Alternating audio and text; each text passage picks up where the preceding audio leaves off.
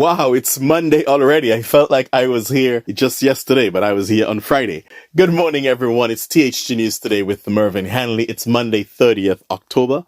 Let's hear from St. Martin's favorite bakery. That's Carl & Sons, and we'll be right back.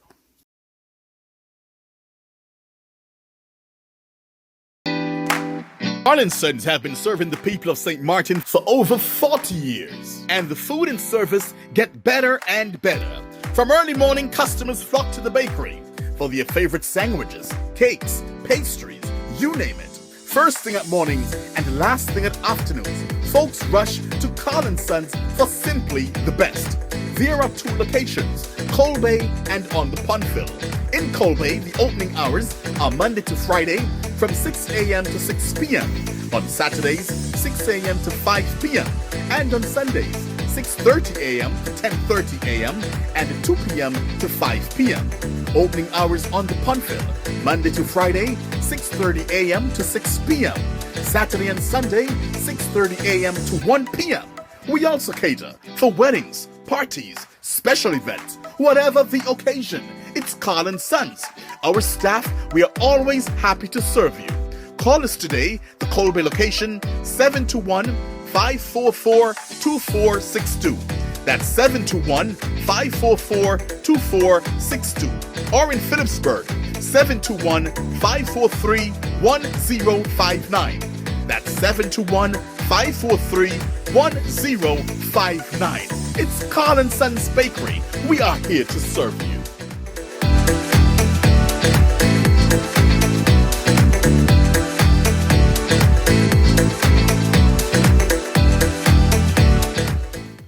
We begin this morning with news out of Antigua and Barbuda. Prime Minister the Hon. Gaston Browne expects next year to be a bumper year for the country's economy, especially as the Twin Island state hosts the 4th Conference of Small Island Developing States. However, the head of government expects it will take until 2025 for the economic fundamentals to return to pre-COVID normality. Let's hear from Teresa Goodwin at ABS News. Prime Minister Gaston Browne, who is also in charge of the finance portfolio, emphasized that despite the administration's success in growing the economy over the past 3 years, challenges remain due to the setbacks experienced during the height of the COVID pandemic. There's been a spectacular recovery. We've been doing an average about 8% per annum per year since 21. So barring 20 where we lost 18%, we have done very well.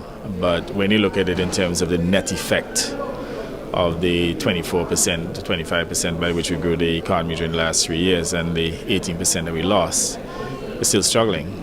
So it will take maybe another couple of years for us to fully stabilize the country's economy. So the fact that we have grown the country's economy for the last 3 years, there's still displacements. The International Monetary Fund is projecting Antigua and Barbuda will be the 3rd fastest growing economy in Latin America and the Caribbean this year, and the 2nd fastest growing in 2024.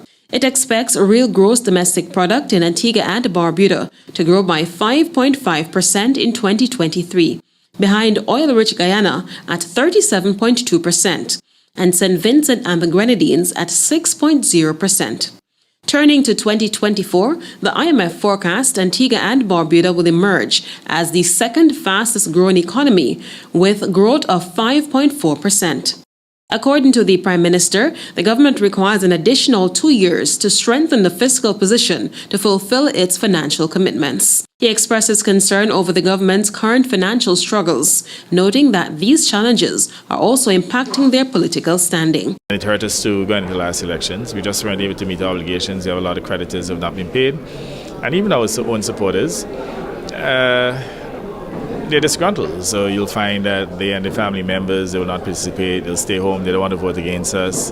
But until such time we start to pay them regularly, those issues will persist. However, he expects a major boost to economic activity next year. I think in 2024 we'll have a great year. We'll be having the CIS4 conference. We expect about 5,000 people. We should have at least another 3,000 for Cricket World Cup. We'll be hosting England here. That's another, 3,000 plus 5, 8,000 people plus the ordinary traffic. Next year should be a bumpy year. So by about 2025, this time, we should be in a far stronger position and should be back to some level of normalcy, pre-COVID normalcy. Theresa Goodwin, ABS News. Thank you, Teresa, for such excellent reporting. The United States Immigration and Customs Enforcement, that's ICE agency, says it has coordinated with the U.S. Department of Homeland Security and U.S. Custom and Border Protection in facilitating multiple removal flights, including single adults and family units to Cuba, Haiti, and Jamaica. On Friday, ICE said that nationals from Angola, Central America, Colombia, Ecuador, Peru, and Venezuela were also deported as part of dozens of other removal flights conducted throughout the hemisphere and around the world. Since May 2023, ICE, Department of Homeland Security, has removed or returned more than 300,000 individuals, including more than 45,000 individual family unit members, to their respective countries. Individuals who lack a lawful basis to stay in the United States are ordered removed consistent with U.S. law, ICE said. All individuals who are removed have been screened for protection concerns. This policy applies to all non-citizens, regardless of nationality, to ensure the orderly and humane processing, transfer, and removal of single adults, family units, and others determined to be removable, it added. ICE said non-citizens placed into removal proceedings receive their due process from immigration judges in the immigration courts, which are administered by the Justice Department's Executive Office for Immigration Review. Due to operational security reasons, ICE said it does not confirm or discuss future or pending transportation operations. ICE said its air operations facilitate the transfer and removal of non-citizens, including family units, via commercial airlines and chartered flights in support of ICE field offices and other DHS initiatives. In the fiscal year 2022, ICE said its enforcement and removal operations conducted 72,177 removals to more than 150 countries. Get this, in 2022, there were 72,177 removals, deportations, right? This year, since May of 2023, and this is not a typo, we have ICE deporting more than 300,000 individuals. 300,000 individuals. 300,000. And 2022, all of 2022, 72,177 removals. I need to probably go back to Trump's numbers, because under the presidency of Joe Biden, you know, Trump is the one who's always talking about deportation and sending people back to their countries. So this doesn't include January, February, March, April. When you do that, probably close to 500,000 or more under Uncle Joe. Okay, news from St. Kitts and Nevis. Former Parliamentarian Minister of Government Dwyer Astaphan raised critical concerns about the issuance of the passports under the Federation's Citizenship by Investment program. Astaphan's latest commentary spotlights the urgent need for heightened transparency in this crucial aspect of governance. His call resonates with citizens seeking openness and accountability. Astaphan's plea serves as a reminder to government authorities to prioritize transparency and keep the public well informed. Here is Andre Huey of SK Newsline with that report. Social activist and former government minister Dwyer Astaphan, in his latest weekly commentary, is questioning the lack of transparency regarding the disclosure of the number of passports issued under the Federation's Citizenship by Investment program. Here's another thing that you need to know, and that is the number of citizenships granted under the CBI program. You have the right to know because you are citizens of this country, and because there are potential dangers if, for one reason or another, a mass of these CBI citizens decide to come home to St. Kitts and Nevis to live and to work. As it is, you are already getting pushed around, displaced and marginalized by people coming in here from foreign lands who are not citizens. You also have the right and responsibility to be assured and to know that the people working in the CBI, local service providers, international agents, promoters, marketers, developers, and so forth, public officials, you have a right to know and a responsibility to find out and to make sure that they are all clean and in good standing, not only with the law here, but in any other jurisdiction to which they may be connected. The former government minister is calling for transparency on other government projects, including a report on the building of the government printery, the F.T. Williams Highway, the water tank project, and the new Bastia High School demolition project. The public has been asking also about the Bastia High School demolition project and asking why the work wasn't spread among a broader number of service providers. Why not? If more can do the work and it doesn't crowd things or create unnecessary problems, why not spread the bread? People want work. People have been suffering since before COVID. Remember, it's the people's money that is being used. And the people have a right and a responsibility to ask. And public officials have a sacred responsibility to account and report. And not doing that will cause people to conclude that the public officials are either inefficient or corrupt or both. And we don't want to come to those conclusions. And I believe public officials, least of all, would want the people to come to those conclusions. Andre Huey, SKN Newsline. Thank you so much for that, Mr. Huey. The Labour government will have their hands full with Dwyer Astaphan. Yes, of course. Call out the government, hold them accountable. But I'm just saying, if you thought Dwyer Astaphan was going to be quiet because it's a Labour government, you're sadly mistaken. But I agree with his call for transparency.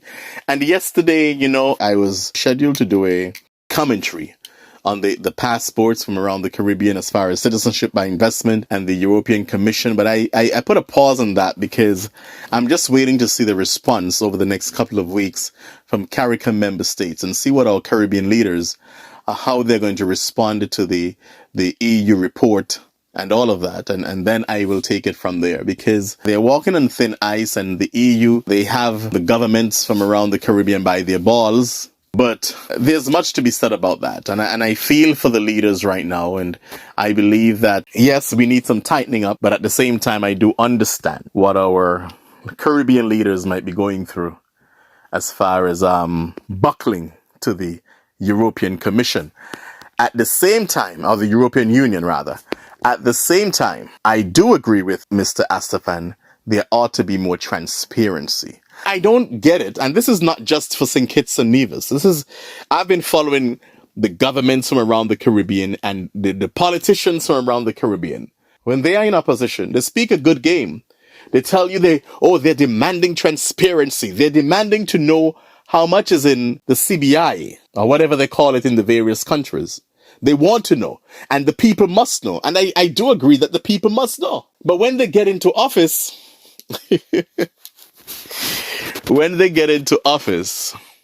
I don't know if they have this secrecy thing like the Lodge or the Freemasons or whatever.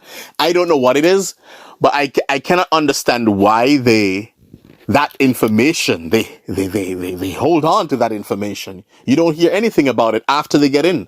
So I do not know if there's some kind of secret, you're sworn to something. I don't know what it is. But for some reason, leaders from around the Caribbean, they do not want to announce to the public, or they refuse to, or drag their feet in saying how much monies are in your CBI accounts. And perhaps they're just holding it secret because they know people like the EU and the US are meddling and dipping their nose in our country's business. And if they feel that they hear a certain amount, that it may trigger alarms and raise red flags, and then the country's under more scrutiny. I don't know what it is. But something about when they get in there and they see those numbers, they say,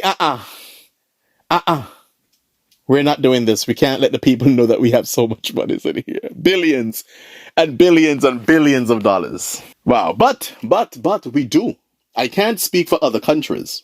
I cannot speak for other countries, but I can say for St. Kitts and Nevis that since the CBI, since its inception in the late 1980s, I believe, up until now, we have seen how this revenue, we have seen how it has transformed our federation, the country of St. Kitts and Nevis.